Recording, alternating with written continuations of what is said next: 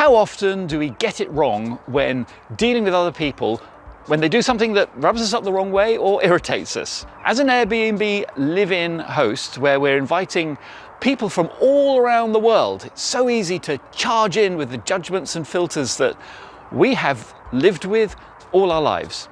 But it's very important to take check of the many varied situations that we find ourselves in, as there are so many different ways that we could react.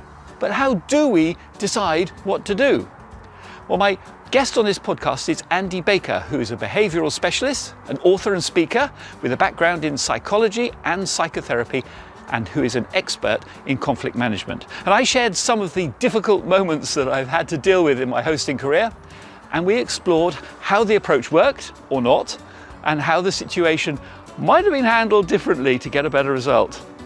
It was a most enlightening conversation. One of your specialisms is dealing with people who have got certain spectrums, I don't know how you say it, so like ADHD, schizophrenia, autism. Now, I've had guests in all three categories, and I never realised. I'm just so naive about the whole subject. Yeah. So if I tell you a scenario, would you put your spin on what was going on? Yeah, potentially. Yeah, could do my best. I'm going to surprise you. Okay. Excited. So I had a guest who had what is known as a treehouse room, which has got its own ensuite toilet. And for some reason I went into his room to go and get something or check something. No, he left the light on, that's what it was. So I thought, well, he's gone off for the day, I'll go and turn the light off. And when I went into his room, I saw that he had peed right next to the toilet. So there was a great big puddle, probably about the size of a teacup, on the lino beside the toilet. Right. So I cleared it up and thought, how do I handle this? And so when he came back, I said, oh, by the way, I noticed that there was quite a bit of urine next to the toilet. I've cleaned it up, but and I know that the seat falls down, so there's a little hook that might help you to not put you off. In other words, I gave him a reason to change his behaviour without actually telling him off. So I gave him an excuse. Yeah. I invented an excuse for him and gave him a solution. But I thought the next day, do you know what? I'm just going to see if it's happened again. And it had. I thought, what? So when he came home that evening, I said, excuse me, but there was a load of pee right next to the toilet again. And I've cleared it up a second time. And I'm really sorry, but if it happens again, I'm afraid I'm going to have to ask you to leave. Yeah. I went, oh, right. And he walked out. And then he came back in and he said, but nobody else sees it, so what does it matter? Right. And I see you've got a smile there. Yes. Yeah. And I said, listen, mate, I've spent a lot of money making that nice, and if you pee on it's going to stain it and it's going to smell and so on. And what part of clearing it up do you not understand? Please don't, otherwise I'm going to have to ask you to leave. I went, oh. And he stopped. Yeah. So, obviously, I'm never jumping to labels on a particular individual. I take it you don't know anything about his history or anything like that. No, so just an intriguing fellow with an intriguing behaviour. Yes, and an intriguing excuse. Nobody's going to see it, so what does it matter? Yes. Despite the fact it's a completely public no-no. Yes. So, and it's quite interesting to sort of understand whether that's something that he might do at home, and even though nobody sees it there and things like that. And there could be multiple reasons why that might have happened. So it could be because it's a very literal way of thinking, a very kind of concrete way of going, it only matters, these things only matter if somebody's going to see it, which you might expect from somebody who has now, very careful about labelling it as autism, because it could be he has certain autistic traits, and you met one person with autism, you met one person with autism. That's as much as you understand about it in some ways. But it could be that kind of very literal way of understanding that something is only messy or something is only bad if somebody else sees it. And therefore a private bathroom means that then the rules aren't there in the same way, or it doesn't matter. But it could also be a mechanism of defence. It could be a case of that first thought in that moment, I struggle to manage the toilet for whatever reasons, or as you said, was it falling down and causing a problem, or was it just visual problems as far as how he managed to do it, and was it just a way of deflecting, well, nobody's going to see it and it's a defense mechanism in that particular moment? Either of them, it sounded like you dealt with it the best you possibly could as far as, and I think the way you initially kind of managed the situation of kind of going, hey, notice this, just didn't really like, I know sometimes this can happen and here's an option for you, to draw attention to it without kind of shaming or blaming and negativity. So that sounded really good. But then there did have to be that very explicit communication. I need you to because. And this is quite important I think when we go into situations, we have expectations of like, well, surely somebody should look after the toilet or shouldn't pee on the floor.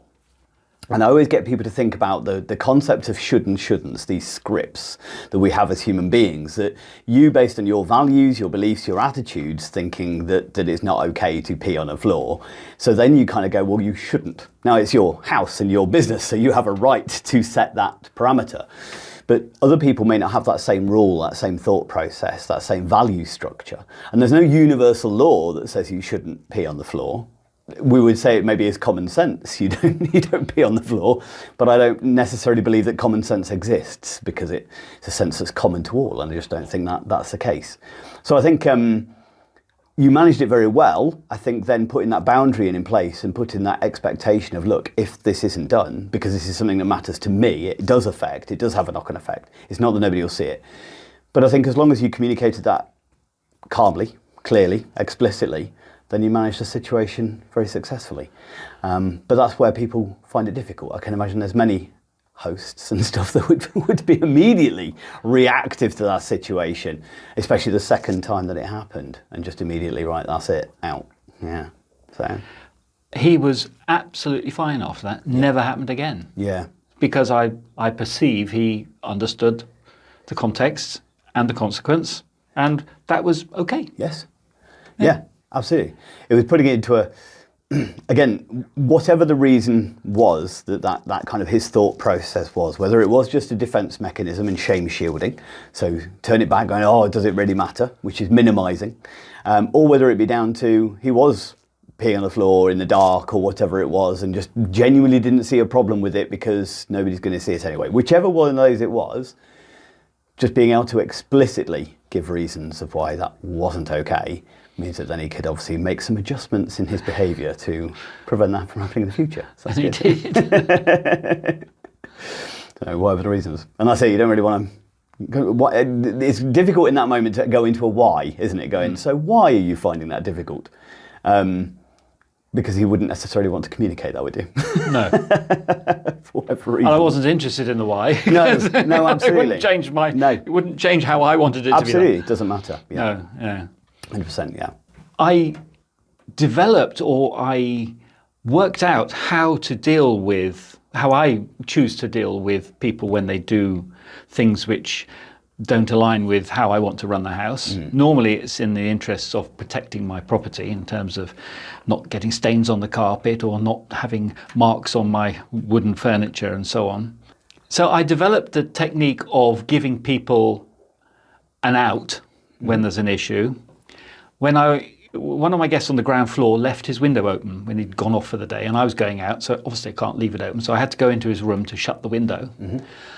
And when I did, there was food all over the desk, on the floor, and on the side. I mean, spilt gravy on the desk. There were, I don't know, chips or something. I was thinking, well, what's going on here? I was actually going away for a couple of days. So I left a note saying, please, can you not eat in your room? Right. And when I came back, he completely blanked me out. Wouldn't even look at me in the eye. Eventually, I wasn't having it. It didn't last for too long. I thought, I'm not having this. So I said, well, I hope I didn't offend you when I left that note about the food. He said, no comment. So I said, this is a guy in his 50s. And I then said, well, I take it then that I did. He said, I plead the Fifth Amendment. Which as a Brit, I thought that was rather interesting. Yeah.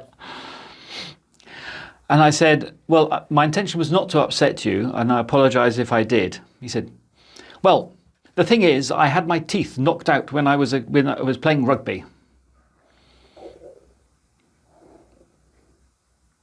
What does that mean? So it was later that I actually was discussing this with one of my long-term regulars who we occasionally swap notes about what's going on in the house, because obviously they've been there a long time and seen a lot of people coming and going, and but it was just like mates coming to stay now. And he said, what he was actually trying to say is, I have false teeth, and when I eat I am clumsy. Therefore, I want to eat in my own space so as not to embarrass myself with food dripping down, and that happens to be in the bedroom, and that's why there's food everywhere. Yeah. So I was thinking, how could I handle that differently? So I thought what I should have said is, I noticed there was some food, I've cleared it up. I was wondering, if you have to eat in the room, then could you use this tray, please, to catch anything that is spilling, and then that will solve us all. Yeah. So now, well, as a result of that incident, is how I handled the pee on the thing. Give the person a reason, and never ask someone to change their behaviour without giving them a mechanism with which to do it with. Yes. Would you like to comment on that dynamic? Yeah. How does that work? Excellent. So there's quite a few things that you did which are really, really positive, and there's a few things we were chatting about earlier which I clocked and noticed related to this as well. So when I'm teaching around whether it be conflict management or understanding behaviour we find challenging, I always try and get people to think of it in a preventative, a proactive and a responsive strategy. And the preventative is one of the things that I noticed. Obviously you've got your sign on the door, leave no evidence, as far as in the kitchen's concerned. That's a preventative kind of element. And I also scanned the QR code on one of your bathroom doors as well, about closing the door quietly and stuff. And these are wonderful examples of kind of preventative mechanisms, which are a case of, through experience of doing it for years, the things that tend to cause agitation that or either affect you or affect your guests. And because of that, you've already started to put preventative measures in place. It's the instructions you put in the rooms which tells people what the rules of the setting are. And that's before any guest has even walked into the building. You've already thought about that. You've already kind of preempted it, and you put those things in place as kind of mechanisms and stuff. So like a typical one that most people have is like a no smoking sign. Like you don't wait to catch people smoking and then tell them they shouldn't. You put a sign up to let them know that they shouldn't. That's preventative. And preventative allows you to set those boundaries, those rules, those expectations in a way that makes it explicit. Because then you can go, hey, there's a sign, rather than going, you shouldn't have done that, well, I didn't know. And that's what causes confrontation at that point. The second part, though, is you are introducing an idea and you're adapting from that, in that every time you've had an incident, you've then informed your preventative strategy as well. So like with that gentleman, you kind of maybe have a rule now about, like, if you'd like to eat in your room, please use a tray, as an example. So you build on that. As far as the third one is then the responsive strategy. And the responsive strategy is then how you communicate that problem in that moment, how you de-escalate, or how you communicate. So when people talk about conflict management, it used to be called conflict resolution. I never like that term because you can't resolve all conflicts, but you can manage them. And conflict is a normal part of life, in the fact that I think this way and you think that way, and therefore there's going to be a conflict. So democracy is built on conflict. Peace negotiations are built on conflict. But it's where the communication breaks down that it becomes confrontation. And that's when suddenly then you're falling out with a guest, or you're causing, there's some kind of then animosity there. So in that situation where what you're doing, and this is where a lot of people make a mistake, and it's really nice to hear you doing it, Neil. Most people focus on what they don't want, but they've actually got no idea what they do want.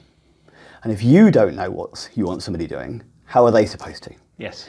So actually then, what you were doing there is what I class as, we should always respond rather than react. And the instinct is, when somebody's doing something you perceive as dangerous or upsetting or counter to what your rules of your setting are, the instinct is to react to that situation. You shouldn't do that. But then you've got to think, well, did I make that explicit preventatively? Have I put anything in place to manage that? And okay, if I don't want that, what do I want them doing? Do I want no eating in the room whatsoever? Or is it a case of I don't mind them eating in the room, but only if they use a tray or they clean up after themselves or whatever it is? And being very clear again about your expectations. Because I think so often, and this is whether it be parenting or whether it be looking after somebody, whether it be whatever the situation, so often if we aren't explicit and clear with our communication, we then blame the other person rather than taking some of the responsibility ourselves. Well, I didn't maybe make it as clear as I should have. So I think that was a really good example of you using that kind of skill and technique. So yeah, I like that. It's a good story. Thank you. It's all right. It was painful at the time, but I was thinking, how could I handle it differently? And that was what I came up with. And unfortunately, notes do not have any emotion in it and no smiley emojis on it and so on. So but I was going away for 3 days. Yeah. So I didn't want 3 days of chips and gravy all over my carpet. So I had to do something, and I wasn't going to see the guy before I left. So that's where that came about. Now, there was another incident. There was a guest who insisted on using the dryer rather than the clothes line or the drying room. And I suspect that the reason was he felt embarrassed about the fact that his underwear was going to be on show for all to see while it sat there drying. That's my supposition. I never got to the bottom of that one, but that's what I always thought. So I accepted that he needed to use the dryer. That was fine. Okay. But he would never turn the machine off when it was ended. And so it would just sit there with the power light on, which would irritate me because it's potentially using electricity and it doesn't give closure to the exercise which has just been happened. Now maybe that's my problem, but so I asked him about 3 or 4 times if he could do that. Yeah. Yes. He never did. Now he was from Europe, and so in his native language I got a label and I put it over on the right hand side of the dryer, which was away from the controls, and just left it there. It still carried on, despite the fact I was asking him to turn the power off in his native language. And he was the only person who used it. Right. So I then moved it over to the side where the controls were, the label. And within 2 hours, I had the most aggressive WhatsApp message saying, "How dare you? This is racism. What do you know about my language? Do you know what you've actually said? Blah, blah, blah." And he just absolutely flew off the handle. Yeah. And I was thinking, if I was in China and could speak Chinese and someone put a note in English to me, I would have been amused, almost flattered that they'd gone to that much trouble to do it. Obviously, that did not occur there. Yeah. So I thought, well, I'm not going to let the elephants live in the room. So as he's from Europe, I understand that a beer is a very good way of conflict resolution in certain cultures. So I knocked on the door and said, "I apologize if I upset you. It was not my intention. Would you accept a drink?" Yeah. And off he went again. How racism and this is unacceptable behavior and it's schoolboy tactics and complete. And I just thought, I just listened to it thinking, frankly, what planet are you on? You know. Yeah. So anyway, the atmosphere was polite thereafter. Yeah. If you know what I mean. Yeah. So there we are. Have a field day about all that. So yeah, you mentioned a couple of times, so notes being one thing. I think as you've already mentioned and acknowledged there that a note is very little communication given in a note. So many people have heard the theory or the principle that most communication is non-verbal.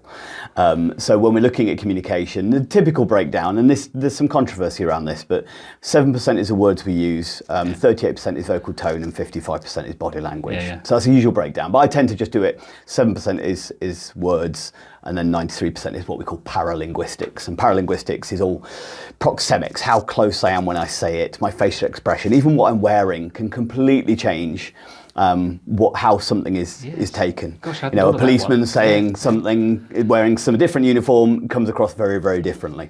So little bits like that can be huge. So when we write notes, or when we use text messages, or when we use emails or anything like that, we just have to be very, very mindful that's only 7% of communication. And therefore, however that person's mindset is in that moment can completely then change the interpretation. They can read it however they want. As you said, there's no smiley faces on it. And even if we do, does that come across as sarcastic rather than genuine and stuff like that? I always tell people when you truly understand that, it's why nobody should ever argue based on a text message ever again, because I guarantee you're reading it differently to how they intended it. I had a lady one time, a colleague of mine, who got an email once, and she was very, very annoyed. It was from a customer that she didn't get on with. They'd already had a few run-ins. God, listen to the nerve of this woman. She's so rude. And she started reading her, "Dear Jane," on the venom and the hatred of every single sentence.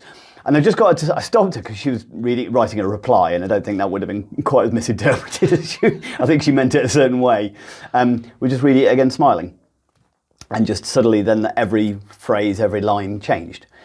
The problem is when we're writing notes and things like that to a guest in your circumstances, more than likely he'd taken your communication and he wasn't necessarily consciously then not doing it. It potentially was a thoughtlessness, a carelessness and stuff like that. So again, a lot of people become defensive. It's a natural instinct of human behaviour that when we feel the natural elements of fight or flight that we had if a tiger was let go in the room, we still have that. That's why, scary things still cause an emotional response and we flinch and things like that. But there's two types of emotional response that we perceive as threat, and one is threat to self and one is threat to identity or ego. And suddenly when we get in that kind of threat, it triggers this very defensive response and everything becomes a little bit more black and white. I'm right, you're wrong. And we've all had that argument where we reach a point in the argument where you can't even really remember what the argument is about. Just the emotional content that's coming out. And everything the other person says is wrong. Even if in hindsight, when you de-escalated, you can recognise that, maybe they made some good points. But in that moment, even if they're going, what have I done? What have I said? It's just you. It's just you at the minute, because your brain's gone into, I'm right, you're wrong, black and white mode. And that creates then problems. So sometimes, as a situation escalates, the further it gets up on that escalation, or I use the analogy of a roller coaster, the higher up on the roller coaster it goes, the harder it is to get off the ride. And that's why it's always better, if we can, to instigate verbal communication at the early stages. Now, obviously you tried that with that situation, which didn't work for you. And that's it, you can never guarantee. I think when I'm teaching behaviour management and conflict management, de-escalation, whatever it is, everybody kind of expects me to turn up with this magic word and go, you just go abracadabra, and the person just goes, fair enough. And if I find that word, I'll be a multimillionaire and I'll have a Nobel Prize, I think. So the art of de-escalation there's two definitions I like for de-escalation. So one is the art of resolving conflict through communication rather than force. And I like that definition because of the word the art. Some people seem to be naturally gifted at it. Most of us have to learn additional skills. But even the greatest artists shouldn't be arrogant enough to think they can't always learn more. It's a skill like any other. My other definition for de-escalation is it's the principle of just not making it worse, which is a little bit more simplistic, but incredibly true. Okay, so in the scenario you gave there, we've got the situation that for whatever reason, this gentleman even has misread your intentions, even though you were just trying to explicitly communicate, as passive-aggressive. So now he's positioned you as a foe rather than as a friend. So similar to the scenario you gave with the gentleman with the tray, for instance, where instead of it was a case of you almost collaborated with him to go, hey, let's see if we can find a solution that keeps both of us happy. In the second scenario, because it was this situation of he shouldn't be doing that, and I'm not wrong to feel that, you've gone into this immediate, I need to communicate this more firmly, not again the why. Why would he not be doing this? And I think you were a little bit going, is he just not understanding my communication? Do I need to write it in his language? But he completely misinterpreted and just went, he's getting more aggressive. And everything he said... Incredibly aggressive. Yes, absolutely. But he perceived that you were getting aggressive with him because of the notes. It's about you moving it closer and closer to where you need it to be. No, the issue was that it was in his language and not in English. I think that's it, absolutely. So he'd gone, I think, again, he interpreted that very defensively of being, rather than a case of you trying to connect with him, which I think is what your genuine intention was. Yes. He perceived it as, you're trying to dictate to me. You're trying to put me down. You're trying to assume that I must be dumb to not understand what you told me in English, that you're now putting it in my own language. So you've just got these two people who are communicating in a completely different way, and not just different language, just a completely different framework from how they're perceiving it. And I think we do that all the time, don't we? As far as and this is the thing from your side, you can only do so much. You can only kind of go, hey, I did my best here. I tried this. And that's the thing with conflict management. Sometimes when we're looking for ideal win-win outcomes, sometimes the win we have to go is, I know that I did the best I possibly could in that circumstance to communicate and collaborate and compromise in the most effective way I could have in that particular moment. But you can't make somebody else be okay with that. You can't force somebody else to be on the other side. So I think that's a tricky one to give a definitive, you should have done this, because it's very difficult in hindsight, or it's easy in hindsight, but also difficult in hindsight when you weren't there to see the dynamics of how it all went. Sometimes it's a case of the situation. It sounds like it was a case of you ended up reaching a point of picking your battles, going, right, okay, it's just not that worth it to kind of keep going with this.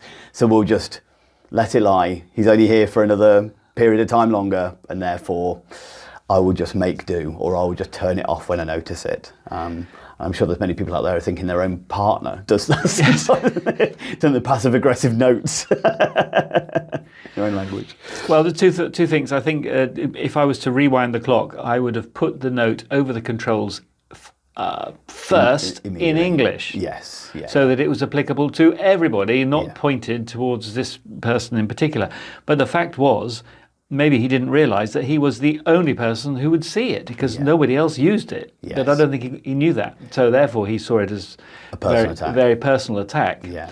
And the other thing is, the other way I could handle it is to put the switch onto an internet-controlled plug, so that at 2 o'clock every day, that switch turned off automatically. Yeah. And if it was to be used, then you had to physically turn it on. But at 2 o'clock every night, that thing goes off. So if it is left on, it's not on all night, and will be off until the next person uses it. Yeah, absolutely. But and again, that's you turning the responsive.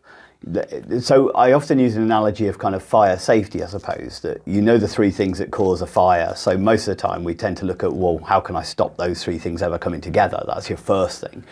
But sometimes no matter what you do, a fire still occurs, which is why we have fire extinguishers in workplaces. Yeah. But we shouldn't just go, well, let's not bother doing all that preventative stuff. We'll just make sure we've got loads of fire extinguishers. But the important bit is, if you do have a fire, what everybody should look at is going, well, what happened there? Why did that happen? What could I do differently and manage it in the future? So the example you gave there is beautiful. Like, you've obviously had some time to reflect on that, think about that, going, okay, well, if that was to happen again, how would I manage it next time? Yes. How would I communicate it more effectively? And that's actually the true nature of improving conflict management. It's not necessarily the time you do it is the fire that occurs on that day. Okay, we messed up. We couldn't have seen that coming, and that's never happened to me before. So how could I have prevented that? Nothing I could have done.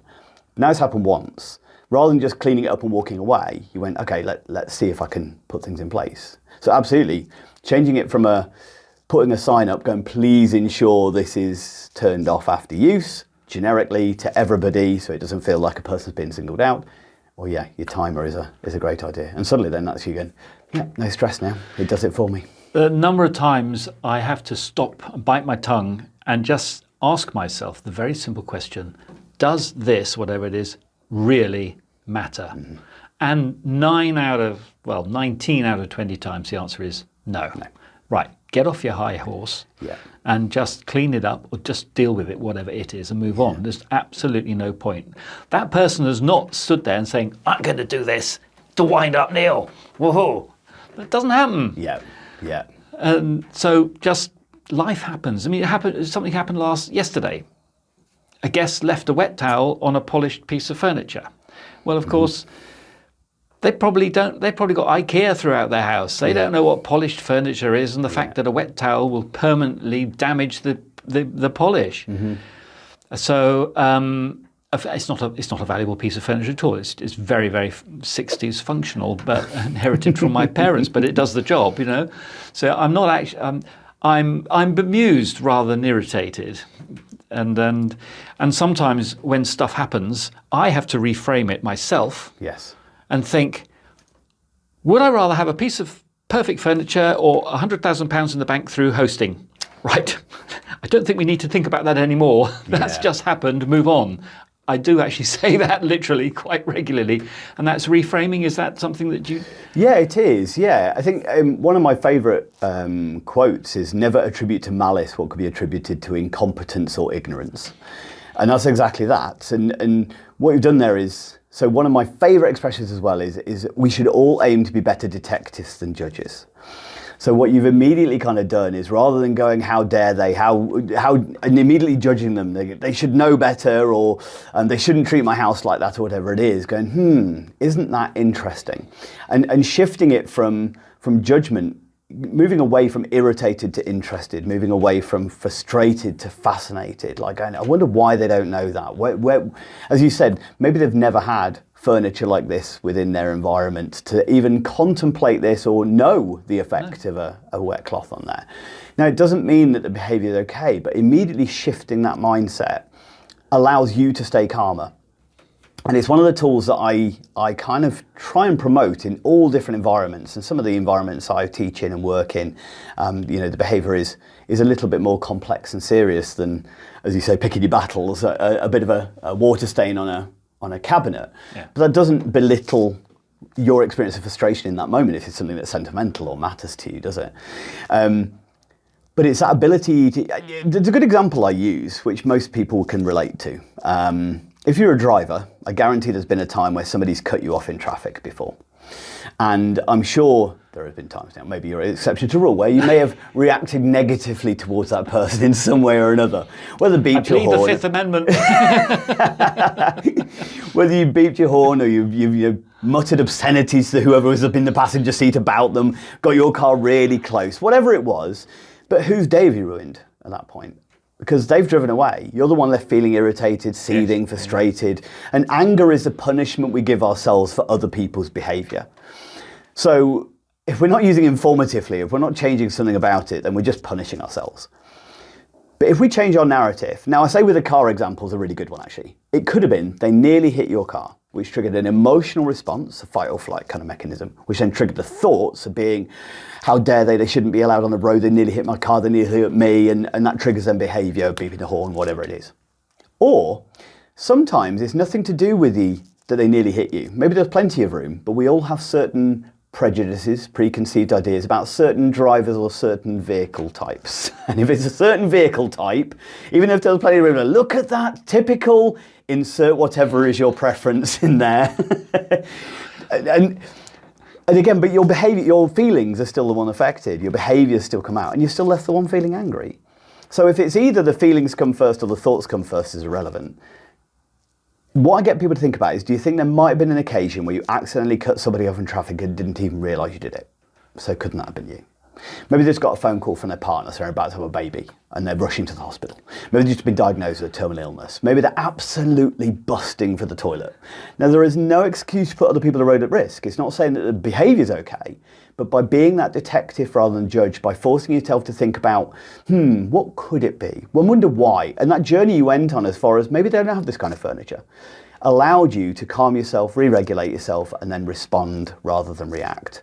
And that's so important for everybody related to conflict management, related to behaviour management in all relationships. This isn't just host to guest. This is partner to partner, person to child, whatever it is, isn't it?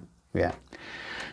The very first time it happened, there was a ring of some form of oil, I think it was makeup or something, on one of my cabinets. And that's the first time that I thought of what do I rather have, perfect piece of furniture or £100,000 in the bank. Well, let's move on. Yeah. But when I had set up that room, I had said to myself, I really need to put a piece of glass on there. And yeah, I really do. I'll get round to it one day. And there is a piece of glass on it now, which nicely protects the round ring. So I was thinking, damn, the horse has bolted. Yeah, just the hindsight, the wonderful thing again, Yes. isn't it? So I've got an electric car which has a radar. Right. So here's another reason why someone might cut you up. This actually happened. I was coming up to a roundabout, and there was cars coming around the roundabout, and you know how you mesh in to go round. So I had all the maths and the speed as I was approaching it. Everything was worked out. It was going to be perfect. And then somebody, a pedestrian, stepped onto the divide between the two roads. The car detected as a potential hazard and slammed the brakes on. Right. We had eye contact. We knew he wasn't. I knew he wasn't going to step out, but the car didn't know that. And so suddenly, all my maths was completely thrown out, and I was doing the wrong speed. Still, I couldn't stop, so I had to do the best I could. Which I don't remember this particular incident, but I could have actually been the person who cut someone else up. Yeah, absolutely. And it was absolutely nothing to do with my brain. It was to do with the brain of the car, which is not quite so intuitive yet. No, 100%. Yeah. I hear a lot of people with electric cars or automatic driving that have this sort of issue. I haven't got that problem yet. No. Well, that's something to wear out. If anyone knows how to turn the thing off on the car, please do DM me and let me know, because I'd love to know. It's a Kia Nero. Changing the narrative. I have students, so I'm in a student town, and I have students who come in and help. And a lot of they're not here just to do the laundry and remake the beds. I actually make it a point of teaching them life skills and so on.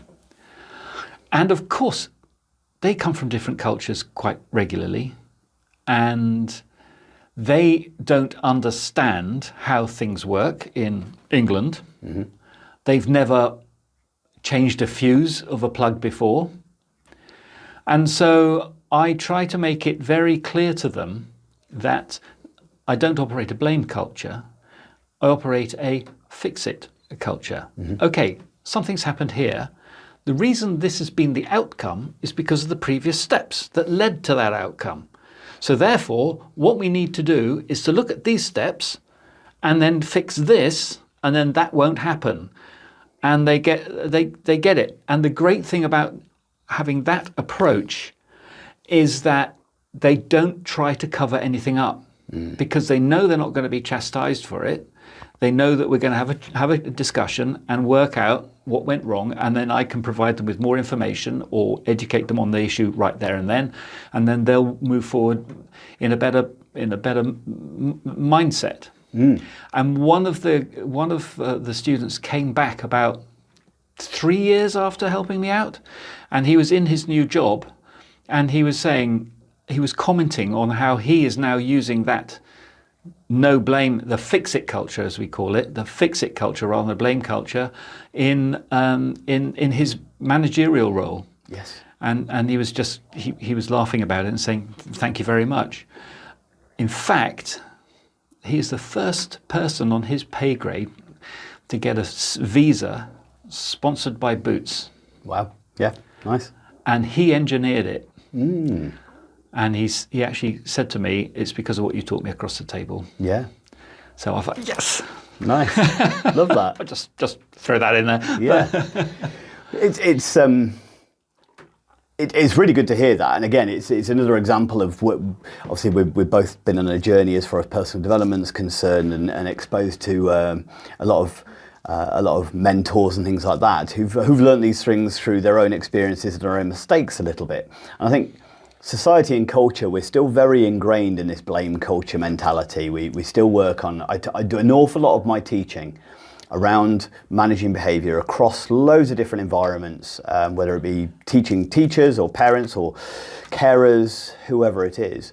We're very fixed in this kind of old behaviourist kind of models of carrot and stick, that the way to motivate people to do the right thing is there must be punishment for actions. If you do something wrong, there should be a punishment, and that's the only way to teach. And actually, it's not the most effective way of teaching in the slightest. It actually causes further more problems than it solves, because it damages relationships. I mean, why should I listen to you in the future when all you did is punish me? And it creates a defensive kind of culture, as you rightly described. A lot of places are now moving over to this much more restorative way of looking at things, which also promotes the kind of the growth mindset things, that allows people to not personalize and become defensive. And that's the nature of when we're telling, right, because you've done this is going to be a consequence. We can't then separate our behavior from ourself. It becomes like you're criticizing who I am rather than just what I did, which then means I've got to defend myself again, my ego, my psyche, from you in that moment. So by going into this restorative, going, look, everything is a lesson. Mistakes are just stepping stones in learning. So it's everybody makes mistakes. It's how you then rectify and move on from those mistakes that makes you morally positive or negative, is probably a better way of putting it, isn't it?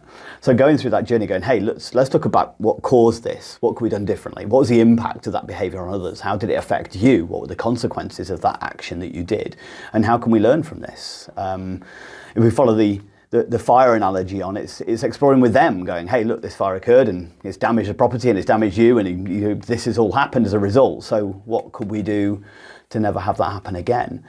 But there's no point in shouting at them or telling them off or punishing them when the fire's already happened. Nothing is going to change as a result of that. The only thing that can change is by looking backwards. And so I teach an awful lot about, rather than the instinct of consequence in that moment, it's about the restorative nature. And quite a few of the examples you've given where there was this conflict, it's the restorative practice or the restorative nature of the relationship afterwards has actually been quite important to then probably allowed you to keep those positive relationships with guests. Oh, definitely. Yeah. I've had over 2,000 guests, and I can think of immediately. I'm thinking of two people that I really sort of, we went like that rather than that, and I literally everyone else. It's well, the great thing about a guest is that they're not around very long, so you don't have a lot of time to develop the negatives. Yeah, and also, because of the review system, which I call online vanity, people want to have a good review, and therefore both parties behave themselves. Yeah. But I was taught a phrase years ago, which was simply, catch people doing things right. Mm-hmm. And my mother used to say, people will always live up to the expectation that you have of them. Mm. And she talked about that specifically with managing children, and how, she was a brilliant psychologist with children. She would have the most difficult children from other people's parents, and they were angels when they were with her until the parents walked back in. Yeah. And she basically said, because I didn't expect them to behave any other way. Yeah. And it wasn't anything that she laid down rules or anything. Well, maybe she did, but then she upheld them. Mm. Catching people doing things right.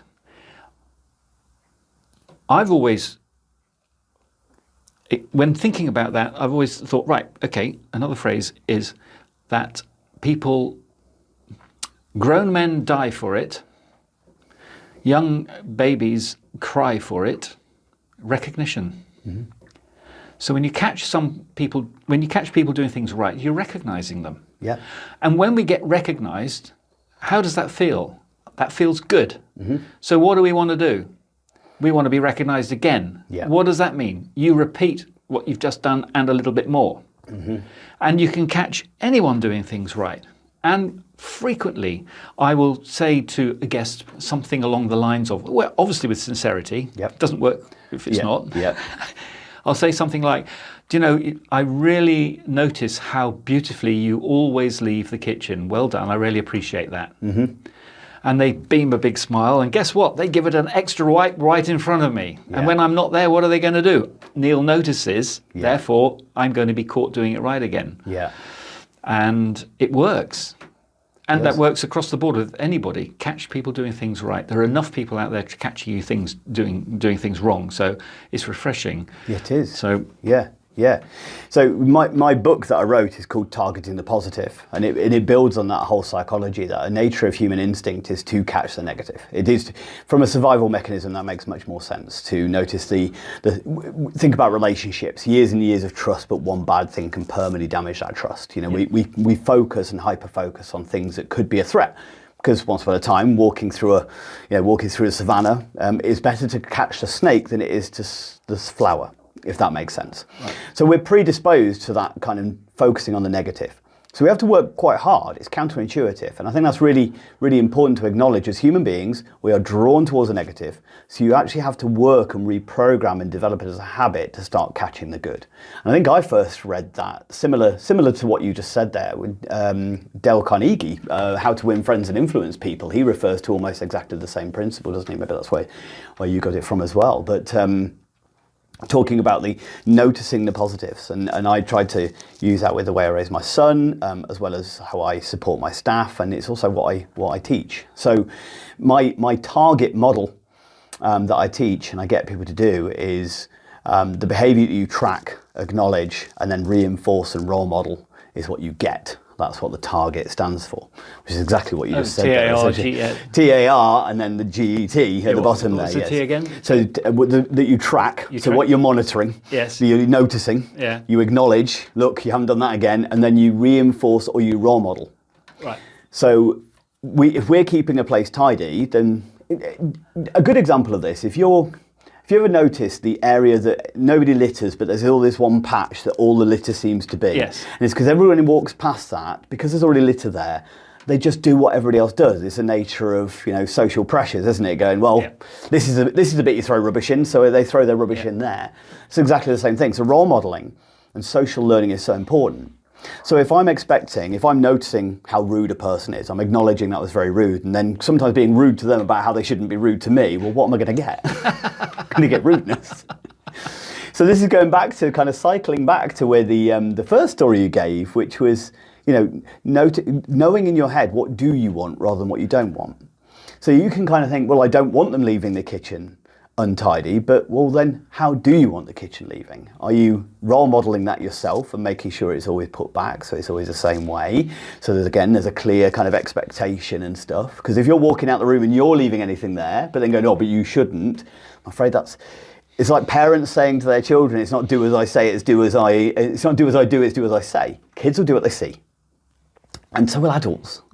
There's some wonderful experiments like that. I don't know if you've ever come across them before, but the lift experiment, where they get 5 actors to go into a lift, and then there's one subject of the experiment that goes into the lift as well, and the lift is going to the top floor, and all of the actors turn their back to the door of the lift, which is an unusual behaviour. Most people kind of face towards a door to be able to exit and don't want to talk to any strangers, but in all the experiments they get all these actors to turn their back to the door. And pretty much 100% of the occasions, by the time they get to the top floor, the person who's the subject of the experiment has slowly turned themselves around so they're back to the door without any knowledge of why. They're just following the herd. They're doing what everybody else does. So I think that's so important that we underestimate that social learning. So yeah, that whole premise of having a clear expectation, what do you want, but also recognizing when they do that. And I think Dale Carnegie uses a similar example within his book, actually, which talks about, like, if your partner cleans a kitchen for you and you go in and go, well, you haven't done this and you haven't done that and you haven't done the other, they'll never try and clean the kitchen for you again. But if you go in and find the one bit that you really like and just focus on that, going, thank you so much for that. I've been trying to get rid of that stain for ages. I can't believe you managed to do that. Hopefully they'll make the rest of the kitchen look like that bit next time. And it's that, but I think that's easy to say, it's harder to do because of the human predisposition for the negative. So with my son, it was always, one of the rules we had is that he should put his towel back on the radiator after he'd showered. But when do you think as a parent I noticed when it was back on the radiator, when it was on a wet pile on his bedroom floor? Of course it was on his bedroom floor. I'm going to notice when he hasn't done the thing that I wanted to do.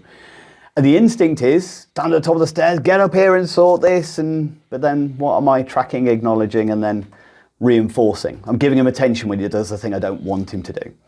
Whereas instead, what I tried to remember to do, didn't always get it perfectly, but managed to try and remember, anytime I saw the towel back, I would just make a comment and go, thank you so much for putting your towel back, mate. It really is appreciated and it does help me. That's it. Doesn't need to be much, but that little bit of acknowledgement, as you rightly said, people often thrive on just recognition of some level of appreciation, 100%. And the guys who come and help me with the turnarounds of the rooms and so on, so they quite often will leave the back door open. And I'll say, please don't do that. Because when a new guest or any existing short-term guest comes in and finds the back door open, you are giving them permission to leave the back door open. Yes. And of course, that's a security breach. Yes.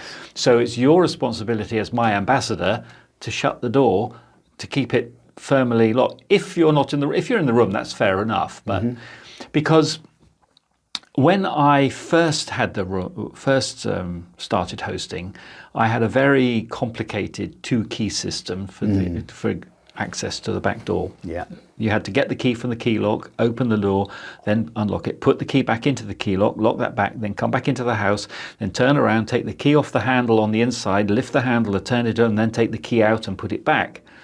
Well, that's fine when you're living here and doing it all the time, but if it's the first time and you've got a great big PDF trying to explain it all, it really didn't work. Yeah. And the back door was left unlocked and the rooms unattended for so often. And eventually, after about 5 years of struggling with this, I put a camera up over the back door purely to find out, why is this happening?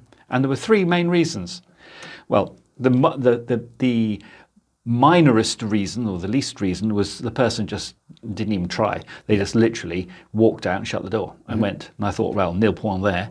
That's no respect. Second one was where they struggled with the door mechanism, never having come across one where you have to lift the handle right up, or they didn't quite lift it up enough so the key didn't work. So at least they tried, but then they just gave up because they had an appointment and no one was around to help them. But the biggest reason by far was assumption. So someone would come into the room and there would be 2 people sitting at the table chatting away and sharing their life stories and so on. And this third person to entry would then join in and they'd have a lovely time. And then the entrant would then leave. And then 5 minutes, 10 minutes later, the 2 sitting at the table would leave. Everyone had assumed that the other person had locked the door. Yeah. And anyway, that's been solved now. I have a smart lock, which is permanently locked. Best change I've ever made. No keys, time-bound lock codes. Absolutely love it. Absolutely love it. But it was giving permission to other people who were just picking up on. Yeah.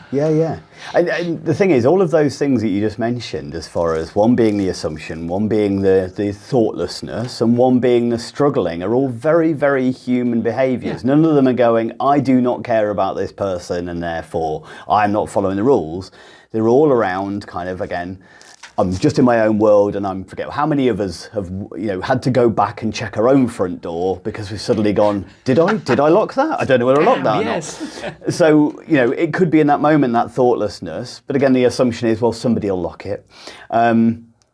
And then the other examples you gave are all just that they're very, very human nature, and this is where there's 2 ways of handling that. Either just trying to bang your head against the wall, trying to force people to not be human. Not to make mistakes, not to be thoughtless, not to make assumptions. And if you try and do that, you'll spend your whole life battling. Or just going, people make assumptions, people are thoughtless, people are forgetful. What can I do to eliminate that? And that comes like, whether it be health and safety orientated, in the psychology of health and safety, for instance, they look at this same thing, going, accidents often don't happen. They often happen through a lack of perception. People don't see the risk there. People make assumption that it's not going to happen to them in that particular moment, or somebody else is going to deal with it. And so they look at all of these factors of why do accidents occur, and rather than just trying to go, well, they need more training, they need more this, they need more, what can we do to actually change the process to reduce the risk to a lower level and take the human element out of it as much as possible? And I do this with my staff team all the time, similar to yourself with managing the guests, but I often do, and I shifted over that thinking of never blame. When something went wrong, it's a case of, okay, there's a gap here. Something's gone wrong. What can we do to close that gap? Because you're going to make mistakes, so let's see what we can do to reduce the likelihood of you being able to make the mistake, because I know you're going to make mistakes in the future, and that's okay. We'll cover you on mistakes, But if we can do anything to actually eliminate that and change that, so we need to change a process, we need to change an automated system, we need to look at whatever we do. But it's always a case of then collaboratively, and this is where it's more difficult with guests, but collaboratively looking at something going, okay, how can we figure this so that, what do you think, and getting them recruited into it. What could we do to help you? And again, it's moving away from that shame-blame culture into a collaborative approach.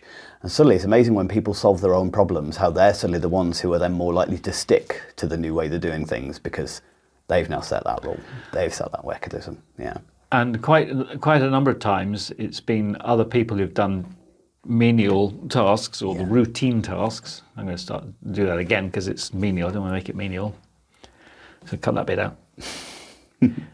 And there have been times when there have been routine tasks that I've done in a certain way and I'm right in my head. And then someone's come in and done it in a completely different way. And I've actually stood back and go, do you know what? That's better. We're going to do it that way now. Yeah, that's it. But there needs to be an openness to be able to spot those things, isn't it? There's a book I'd recommend, I don't know whether you've ever read it, but Surrounded by Idiots. Have you come across that before? I haven't, no. Okay. So Surrounded by Idiots looks at these 4 different kind of personality types that we all have. And like any psychometric personality test, there's a little bit of context and situation and loads of stuff. We never just one. We're always a blend. But it's a really good book where we often look at the way other people doing things or do things and just assume that they must be idiots, right? Why would you do it that way? And it's all exploring going, but it's just a different way that their brain works, processes information. And a good way of kind of looking at this is like the flat pack furniture kind of model. That we all have different ways of approaching flat pack furniture. So you've got the kind of the activists who just start building it. They'll just start taking the bits out and putting bits together, and they're just kind of going, I roughly know what furniture is, and therefore I know. And they just immediately get going. You've got the more kind of the more theoretical individual who'll get the instructions out, read through them, lay everything out exactly as it needs to be with all the nuts and bolts and making sure they've got it all numbered, and then they'll start building it. You've got others that will do a bit and then go back to the notes and then do a bit again, and others that will focus, well, some that will focus more on where the furniture is going to be rather than building it. And you've got others who want to do it collaboratively. Well, I want to invite some friends around and we'll make it into a furniture building party. Now, there isn't absolutely, like if I'm a practical, well, why would you mess around reading stuff? You know how to build furniture, just crack on with it. I'm going to see that the theorist is wasting their time. But when I make a mistake, the theorist is going to go, ha, look how many times you've had to do that. The time it took us to actually create the furniture and the end result was probably exactly the same. But each of us are going to look at each other going, that was wrong. And I think it's so important to be open to kind of going, actually, there's nothing wrong with that. It's just not how I would do it. And I think this is a nature of open conversations, open communication again, isn't it? Of like, and this is where it can be so useful. And I should imagine it's difficult from as a host. Sometimes, again, it's that self-employed. It's you're the only person there. So it's purely your way of looking at something to kind of go, well, this is how it should be done. And actually open yourself up to going, hey, the guests have stayed in probably more B&Bs than I've run. And therefore, they've actually probably come across some ideas in other hotels, other B&Bs and stuff like that, other Airbnbs that could be really useful. So they might have some ideas that I hadn't even thought of. Just that happened only the other day. I was at a B&B up in Airbnb up in Lincoln, and I got a very personalised message just before I was about to. The timing was perfect anyway, and then I suddenly thought, hang on a minute. That's been automated. That's an automatic answer. No, she actually then messaged me, said, sorry about that, it's automated. Because that's right, because she'd already asked me the question. I'd given her the answer, and then she asked the question again, because it was automated. Yeah. That's what happened. Anyway, rather than being irritated, which was what was actually my first response, like, oh, haven't you read the last one? Why are you asking me again? When she explained that, I thought, great. When I'm with her, I'm going to ask her how she did that. And so she told me, and it's been staring me in the face, and I've just become blind to it because I've just got into my routine. Yes. So now, today, literally, and I was at a business meeting on Wednesday where there were event organisers as the speakers, and I said, how do you get guests to read your joining instructions? Mm-hmm. And they laughed. They said, you won't. Yeah, I'd be interested in that as well. but given the insight from this person who I stayed with on Thursday, and the stimulation from the seminar that I went to, I actually went and took my long-standing instructions and I put it into ChatGPT and said, make these as short as you can. So it cut the words in half, and the number of words in half, put a whole load of little icons in it as well to make it interesting. And I've actually taken what I learnt on Thursday, taken this iconography and so on, and made it generic so that I can send it to anybody and everybody will get the result they want because of the way it's all structured, which was also using another little tip that I learnt from someone else in another Airbnb. And I'm going to see how this works now. Yeah. So you've got the pictures to draw attention to the different topics. We've got the generic way of programming the lock, giving them a unique number that I know what it is and they know what it is, without me having to specify it, and making everything as succinct as possible, so there's not very much to read.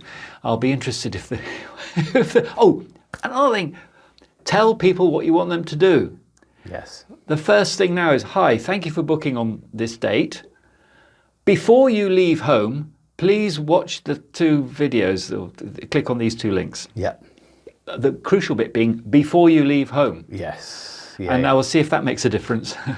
There's a few bits on psychology there, isn't there, again? So I know that there was some evidence with the wording that hotels were using to encourage guests to use their towels more than once.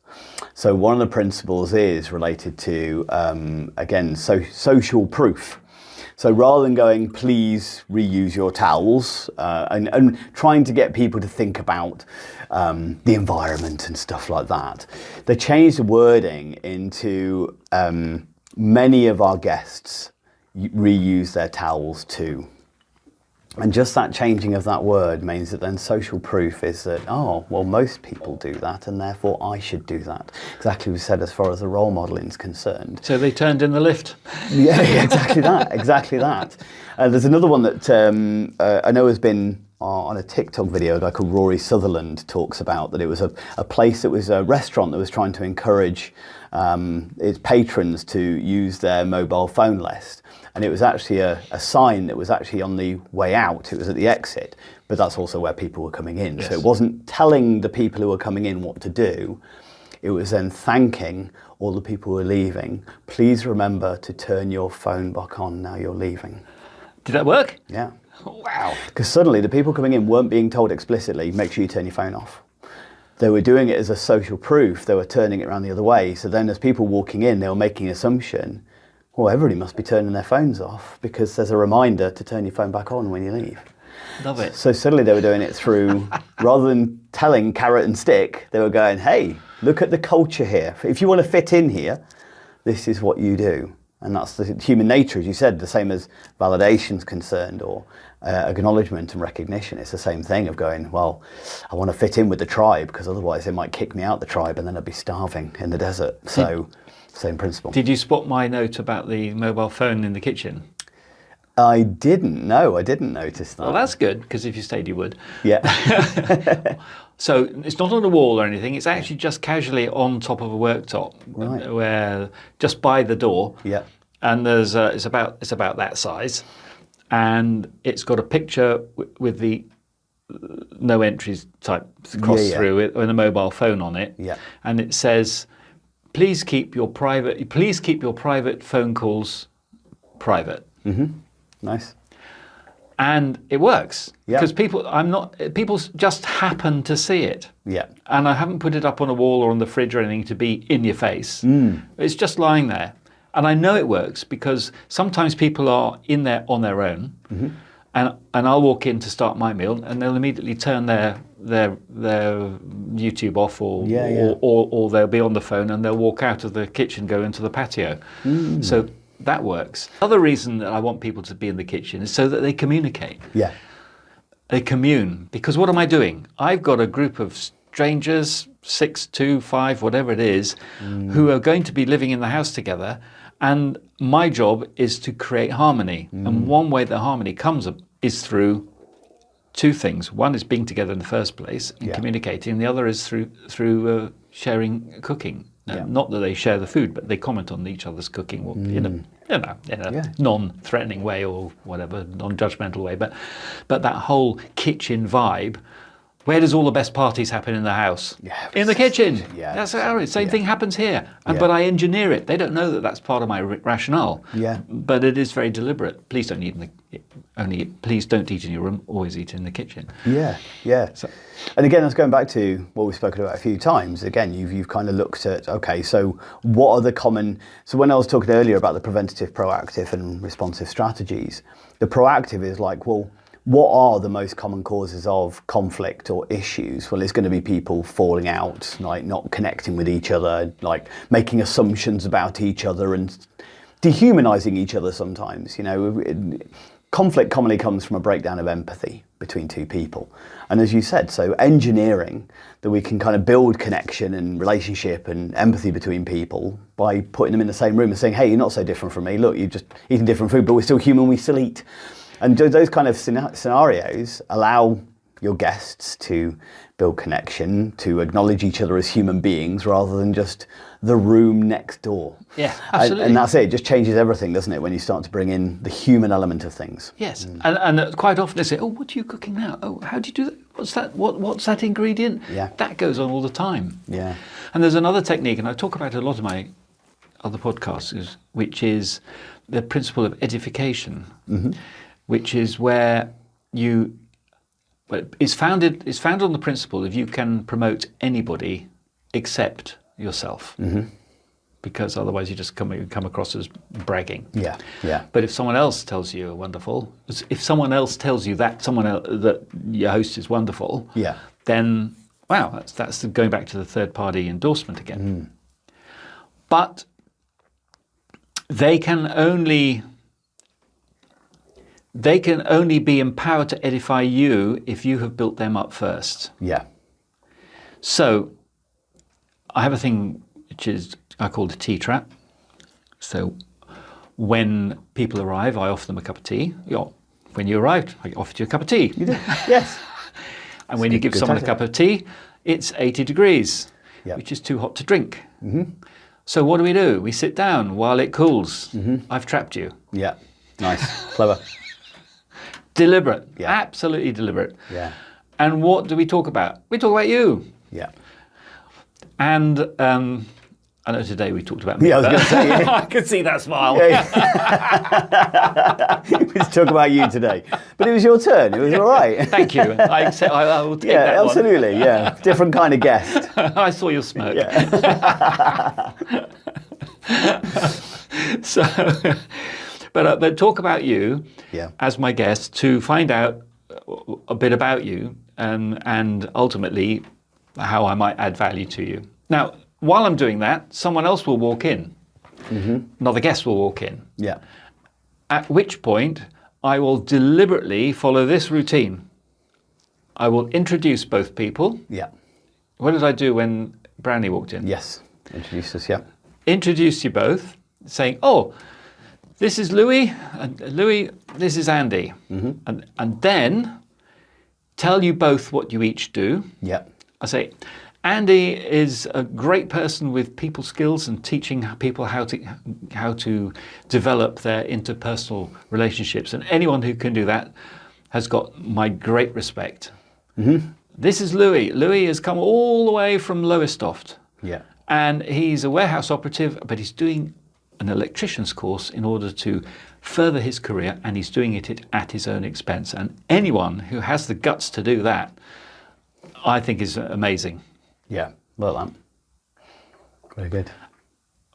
And what I've done is I've told you both who you are, I've given you both context as to what you're doing, and I have told you both that I admire you, which gives both of you a permission to admire each other. And then I just sit back.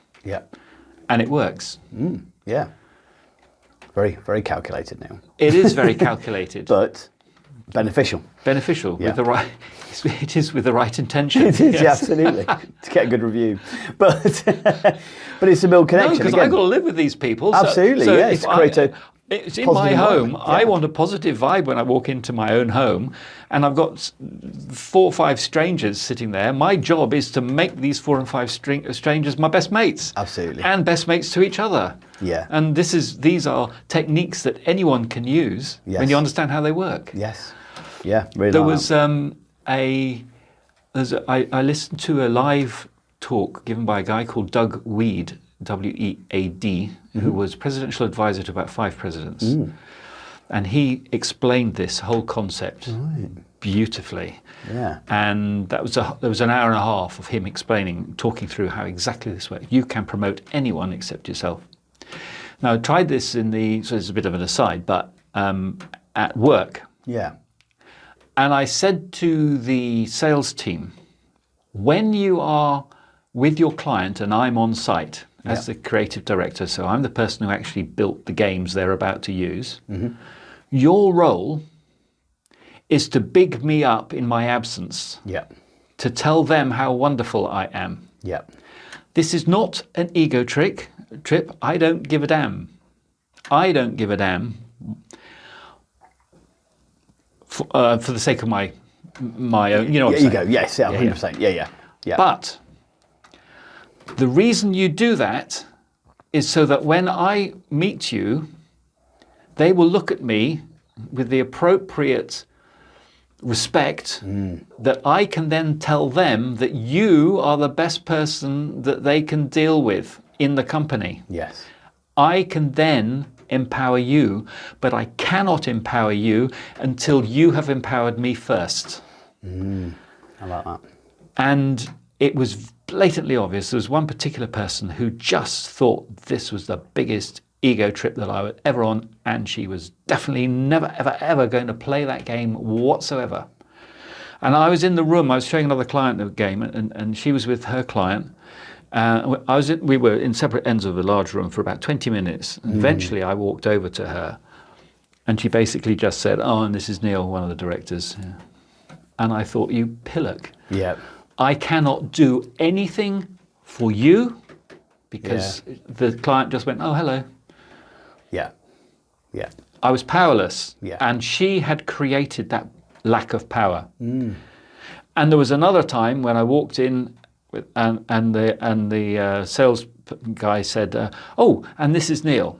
Yeah. And the lady almost got on her knees to kiss my shoes. I mean, I'm being a bit flippant, but, I got that sense. And I thought, great, you've done your job. Yep. And I was able then to say, you know what? This guy is the best person you've got, and he will look after you with the best products, the best. Well, he's an expert at what he does.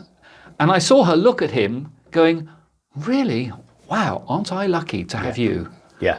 And as a team, we'd created that magic. Yeah. Yeah. But he had. Yeah. Because he understood, yeah. Yeah. So to do that in your own home with your strangers creates the right atmosphere, which makes hosting as a live-in host so much easier. Absolutely. When you understand the game. Yeah, 100%. I should imagine you've got an element there of when for your more long-term guests as well, that they are also going to reciprocate, going, "Oh, Neil's fantastic," because you've also given them permission to be able to then do that back to you at that point, subconsciously. Yes. So yeah, spot on, isn't it? Yeah. Really like that. And it works. Yeah. Similarly, there's notes all over the fridge. I don't know if you noticed them. They're saying, "Had a wonderful time." Well, I encourage that because, again, that's social proof. Yeah. And people do. I see them sitting there at the table when I walk in, and they're reading them, going, "Had a lovely time. Oh, it's amazing. Thank you so much." Whatever. Little photographs that have been stuck up there and so on. Yeah. Yeah. And it's all these little tricks that you can do to make having strangers in your house one of the most rewarding experiences. Well, I love it. Yeah. Well, it's more than that. You're not only promoting you're promoting a positivity. You're creating a culture preventatively, essentially, by having little notes like that. By having that as your first introduction. So first impressions we know matter. They're not always true, but they definitely matter. That first impression of the host, but also the first impression then of the other guests in the home. The first impressions of the information on your fridge with the testimonials and things like that. Throw away a priming me. into a state of positivity, of a state of safety, a state of like looking for the positive, because you've placed the seeds of positivity in everywhere around your environment. And it's amazing how, you know, this is where people make the biggest mistake, I think, in some environments. They forget about the power of culture, and people influence the culture. And I'm sure you've had guests that sometimes it's that, you know, the bad apple that spoils the barrel kind of thing, where no matter what you've done, sometimes they pull down that culture. You know, that does happen sometimes. You know, you can't eliminate it completely, but I should imagine it's rare. It's very rare. And what I generally find is they become the center of amusement rather than irritation, because the body of people know how it should go, and so when they see this person not actually getting it right, I have to be very discreet and not join in, but I'm sort of going so it becomes that culture self-manages. Yes, exactly. And often I've heard people who are staying for a month or something, when I've been away, I come back and they say, "Oh, such and such happened, but because I've seen how you handled it, I just helped them do it." And so they copied me. That's it. Yeah. Which is the going back to what we're saying about role modeling. Role modeling, 100%. Yes.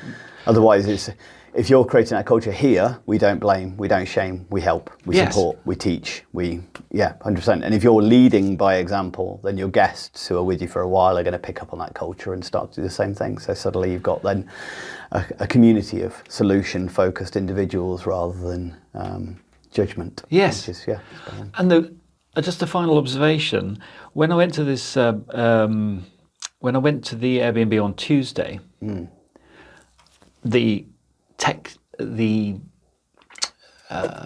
pre-arrival communication was textbook. It was everything went really well and so on, and it was easy to find. And as I approached the front door, the lady opened the door, and she was very matter of fact, very polite. But I stepped into the door. It was a dark corridor. There were glass doors into other rooms, all blinded down. The corridor light was off. The kitchen was obviously at the end. Everything, all the lights. So I was in this dark tunnel, and then there was stairs going up. And she said, "Oh, could you take your shoes off, please?" I said, "Yeah, that's fine." And they said, "Right, I'll show you your room." And I went straight up to the room, up this corridor, stairways into a corridor. And then he said, "It's just here on the left." And I went into the room, and it was beautifully appointed with lots of things written. I was thinking, wow, this is knocked spots off what I provide. And they said, "Well, would you like a desk?" So I said, "Yes, please," and so on. And so she provided that, and off she went. And I was in the room. And it was almost like being led to a prison cell. There was absolutely nothing human about the whole experience. And I was thinking, but it's a nice room, it's a nice house, and why do I feel like this? Yeah. And the husband was in one of the rooms, because I could hear him talking away. And he was working, that's fine. But there was no warmth at all, and it was just literally functional, 100%. And I was really quite shocked. I was shocked at my reaction to, not that that's the way she chose to do it, that's fine, that's her choice, but I felt no compunction to rebook it, because there's no, just to say, "Oh, well done, you made it. Would you like a cup of tea?" Do the tea trap on me at least. Where are you going? "Oh, well done," or whatever. Saying, and then I could say, "Oh, how long have you been doing this?" We could have had a little rapport about something, and I'd have gone up to the room thinking, "Oh, what a nice lady," rather than "What a nice machine." Oh, what a well-oiled machine, rather than a nice machine. The thing, it goes back to what I was saying about, what we perceive as common sense is often not common. So the kind of principles of customer service and connectivity and humanizing what you do and making it feel positive and comfortable and things like that, we tend to just assume, well, doesn't everybody think that way? There's so many business owners that I talk to and work with that, my sister's a prime example. So she runs a boarding kennel. So she runs for dogs and cats. Yeah. And they've never seen, they've worked very hard, they've built a very good business. And, but I don't think they could ever see what they did differently. but they meet and greet every person. They know the dogs by name. They put Facebook photos and videos of them playing with the dogs out in the thing. There's a real interest in the dogs and the owner. They sit up late at night if the dogs are slightly nervous and kind of look after the dogs and stuff. And I know that both of my sister and her husband do this because it's just what you do. They don't see it as anything special. Me and my sister, taught by my dad from the age of it. I started working in my dad's shop from 11 years old. Customer service is something that's in my blood, ingrained into me. That positivity, that professional boundaries that we have, that behind that counter, you are your best self. No matter what's going on behind you, leave it at the door. The same as a host. And I don't think they see that as special, but then there's all these kennels that have closed around them and they've managed to keep going, when things were tough. But they can't see it themselves going, but what you do is special. What you do actually is not what everybody does. Most people just take the dogs and it's a job. Yes. Whereas you genuinely care, you're genuinely interested, you're genuinely looking to make a really positive space. And that's actually rarer than you realise it is. And I think it's so difficult, you must find it the same for yourself when going, but this is just what I do. And trying to think about that from a systemised point of view, going, this is something I had to kind of, it isn't just natural, it is natural for me, but it isn't just natural for everybody. And I've got to think these are the things that I've added that add value, that make me stand out as a host. And that's exactly the same with my training company and everything we do. It's that constant reevaluating, going, don't take this for granted. This isn't what everybody does. This actually makes us special, makes us stand out from the crowd. And, yes. And I think letting people, being willing to actually acknowledge that and communicate that is really important for any host, any business owner, isn't it? Yeah. Well, Andy, thank you so much for spending the time talking about these different things and putting your layer of expertise onto what I take for granted and unpicking what's actually going on there. Yeah. I found it very interesting to hear what you said. I've learned a lot. So really appreciate your expertise. Now, where can people find you and how can you help them? So I've got a few strings to my bow, but the best place, I also run a podcast like yourself. It's called the Able to Care podcast.